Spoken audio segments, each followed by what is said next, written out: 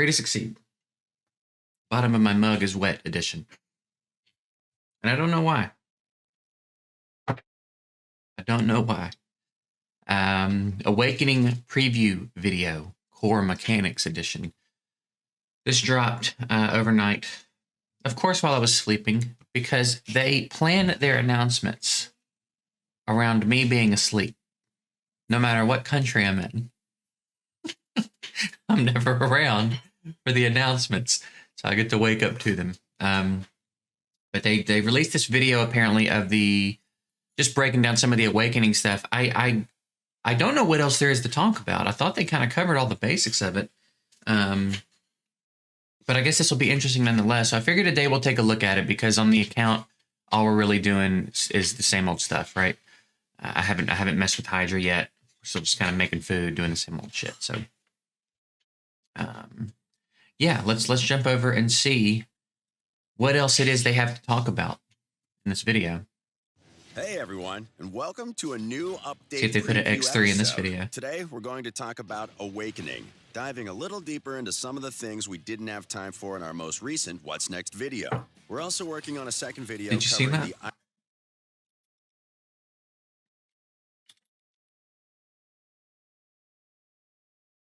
Look at Mashaled, skill 600130 name.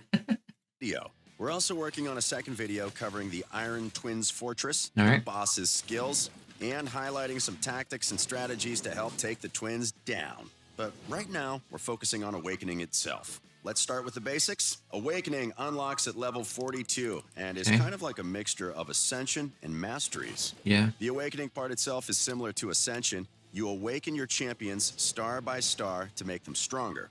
In fact, one of the only real rules for Awakening is that you can't awaken a champion to a higher Awakening level than their Ascension level. So, you awaken them, then what?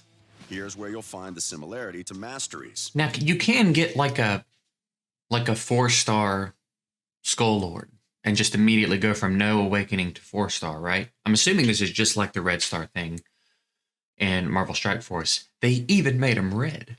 So once you awaken a champion, you can choose a blessing for them. Hey, redo his face. Can we redo him? Can we make him not look like a poorly rendered paper mache graphic? Powered passive skills that can completely transform how you use a champion, unlocking new levels of potential or altering what they do entirely. Each blessing belongs to a specific divinity. For now, there are 4. Oh, Light, right. Dark, War, and Chaos. As soon as you awaken a champion, you get to pick any blessing you want. No questions asked. Well, within reason.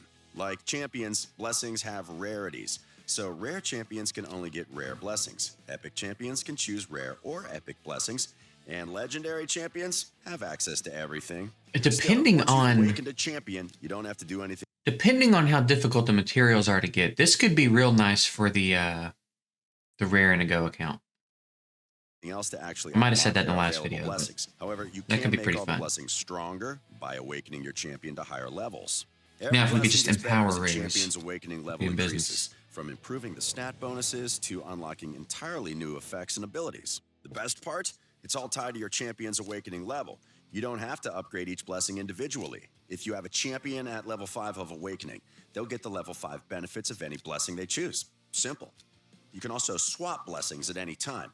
Just like Masteries, the first change is completely free, but after that, it's going to cost you some gems. You can change to any blessing available from any divinity, but switching blessings within the same divinity will be slightly cheaper than changing their divinity entirely.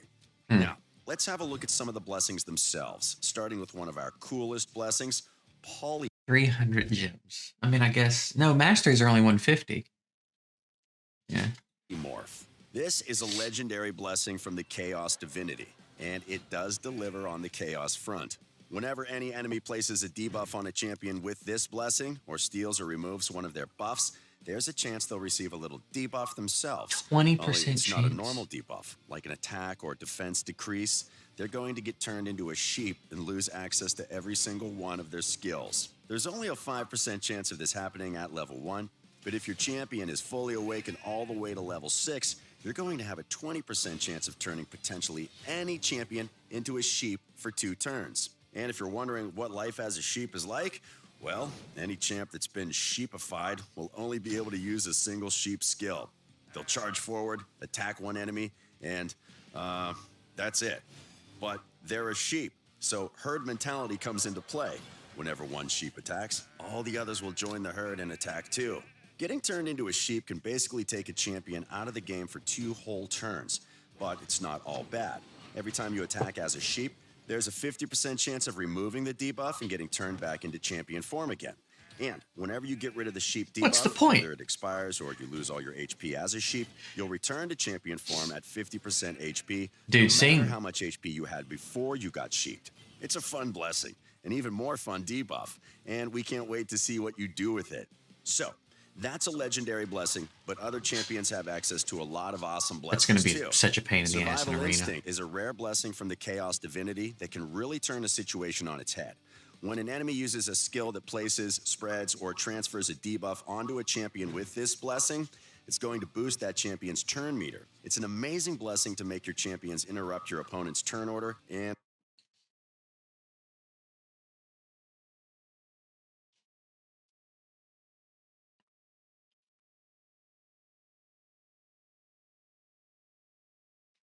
ruin their day. And here's another one. Carapace decreases the damage a champion takes while under a bunch of crowd control debuffs, like stun. I'm glad somebody told him how to say debuff, by the way. Someone pointed out to me in like one of the first videos he used to say debuff. And that's awful. That's just awful. Petrification. On top of that, it also provides some sizable boosts to the champion's HP, resistance, and speed. Damn, so this stacked with Stalwart, stacked with Duchess, stacked with Norog. People are going to be so hard to kill. Rare, so it's not just the top-tier champions that will be getting some serious benefits from blessings. All right, we've taken a detailed look at 3 blessings from the Chaos Divinity, but let's quickly highlight a few blessings from the other divinities too, starting with the War Divinity. Life Harvest increases the champion's turn meter whenever an enemy is revived and destroys a portion of that enemy's max HP for good measure, making them weaker every time. Okay. Chainbreaker helps champions break free from crowd-controlled debuffs. Commanding Presence boosts your team's aura, and Hero's Soul boosts a champion's damage against bosses, according to the number of enemies in battle. It'll be huge for the Spider's Den. Next up, Light Divinity, the Do-Gooders. The Lightning Cage Blessing protects your buffs and boosts your damage with lightning balls. Heaven Cast makes your default skill ignore some of your enemy's resistance, which is great for those with key debuffs on their first skill.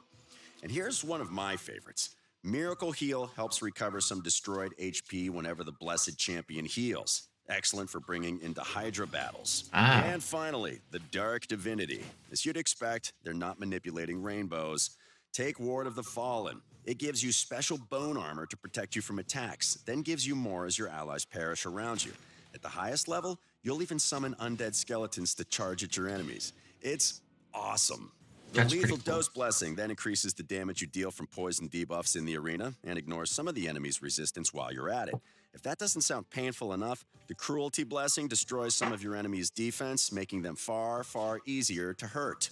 All right, that's a super quick fly-through of a few of the coolest blessings. Keep an eye on our social channels for more. Now you know why you want to awaken your champions. Let's talk about how. It all starts here at the Altar of Souls. Well, kind of. It actually starts at the Iron Twins Fortress. That's where you'll beat the Iron Twins to earn the soul coins you'll need to start the awakening process. But we're making a dedicated video on the twins later, so we'll ignore them for now. Now, imagine, you're the best. You crush the Iron Twins. You've got all the soul coins in the world. Time to get your hands on champion souls and awaken some champions. To start, let's recap a few rules. Only rare, epic, and legendary champions can be awakened, and each champion needs their own souls. You can't awaken Venus with Valkyrie's souls, for example. Sure. Another big thing to remember is that your ascension level matters for awakening.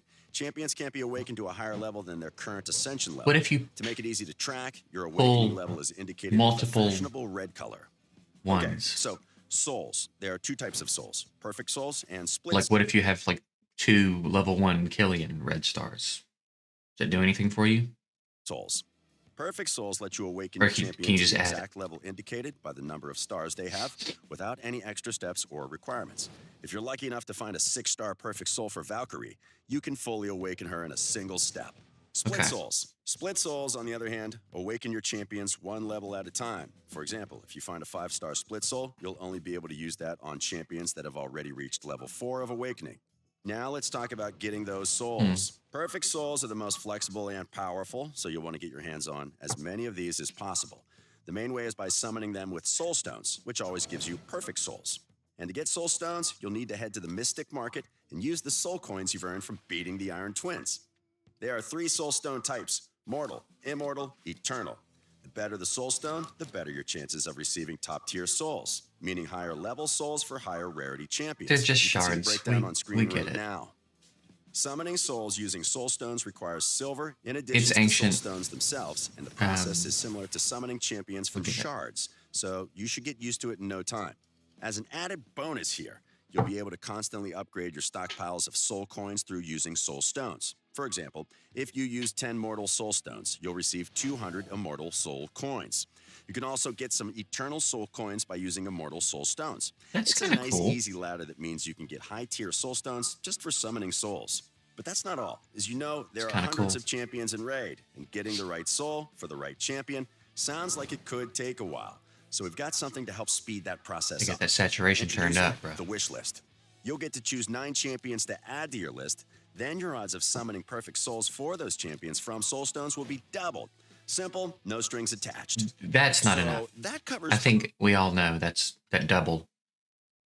We barely feel a 10x. You know what I mean? Double isn't. perfect souls. But what about split souls? You can get split souls from the soul merchant, but instead of using soul stones, you'll be exchanging soul essence. You can either find soul essence by raiding the Iron Twins fortress or by buying it with soul coins. Fortunately, the advantage of the soul merchant is that you get to pick and choose which souls you want. The merchant has souls of every level and rarity, but the merchant's stock changes all the time. You'll need to stop by regularly and see what's in stock. To make it even more appealing, the merchant likes to make sure they have what you're looking for, so you'll never get a split soul that's of a lower level than what you need. For example, if you have a Valkyrie at level 3 of Awakening, the next split soul you see for Valkyrie will be level 4. And if a champion hasn't been awakened at all, you might even see a few level 1 perfect souls as well. Bottom Okay. line, when it comes to the soul merchant, make sure you check in regularly to catch the souls you need. That's pretty good. Those are all the ways to get souls, but once you have them, Souls. you'll need to know where to access them. This one's easy. Head to your soul collection. It functions pretty much the same as your champions collection, where you can expand it if you need more slots. Oh, and one big thing to Of remember. course. You can always sell any souls you don't want to get some more soul coins. This way, nothing's wasted. And you get to start the hunt for souls again. And that's everything. Keep an eye out for that dedicated dungeon guide we've promised, and click like, subscribe, and hit the notification bell so you can catch it as soon as it's released. Until next time, happy raiding. Okay. Hey everyone, and Well, shut welcome up to now. a new I mean, it seems like a pretty complete system. It seems like they've done a pretty good job. Some of the stuff they implemented is nice. The fact that you earn the higher ones by summoning the lower ones over time, I think that's a pretty nice thing to do that I would not have expected them to do. It seems like they kind of covered it all. It is going to be very RNG heavy, but that's these games, and that's especially Raid. So I don't reckon I have any huge problems with it, though. It'll still be very interesting to see how it plays. The blessings are kind of insane. Like this is the biggest game changing thing they will have done to Raid when it drops, and some of that's going to really that polymorph is going to be a problem in Arena, which I kind of like. Like when I build teams, I like to build teams that have an element of RNG. That's why I like using Torment and stuff. So like it'll be fun to use, but boy, I wonder how much you're going to see that in the higher end of Arena, especially.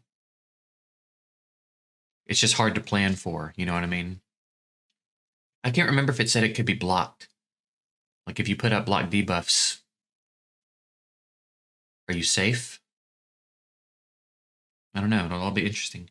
The one where you can like heal destroyed HP is pretty dope. Seems like there's some cool stuff in there, and it seems like there's stuff in there that'll help with all parts of the game, not just not just arena. And I don't know. It's going to be interesting. I think it's going to be fun. I'm kind of excited about it. How about that? So yeah, I think it'll be good. I have no idea the timeline. I don't know when it's supposed to be coming out. I don't believe they've really hinted at it. Oh yeah, there's a new fusion coming too. It looks like a Shadowkin. His name is No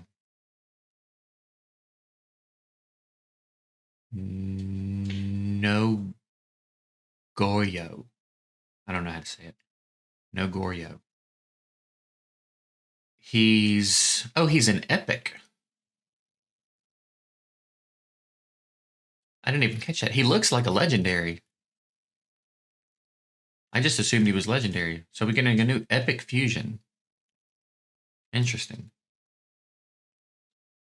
He's a damage dealer. Interesting. Okay.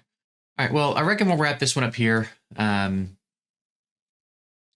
It's interesting. I'd like to know where you guys are at with it. I know there's probably a lot of concern of like monetization and how hard they're going to be to get, but I think that's probably not completely insane to think. It's not unfounded by any stretch, but I think it is worth waiting and seeing how it plays, how difficult the dungeon is, how hard resources are to come by. It'll be interesting to see how it all implements. We're in a situation again where it's like it seems like it could be really good, but Plarium really has a way of, you know, taking something that looks like it's good and messing it up for a little bit. They'll eventually fix it if it does come out messed up, because that's what they do. But yeah, where are you guys at with this? Are you excited about it? Or are you thinking about leaving the game? I did have a couple people tell me as soon as they dropped the red stars thing, they were like, "I just uninstalled the game. Like, I'm not playing that." So, where are you guys at with this one? I'm gonna get out of here for today. I'm hoping. I still got food and stuff to make. I think we're working on 6-star and Seer just on principle. And then after that, we'll get to El Nero and stuff like that. But speed teams is what we're working on now, I think. So that's what we'll be doing for the next few days.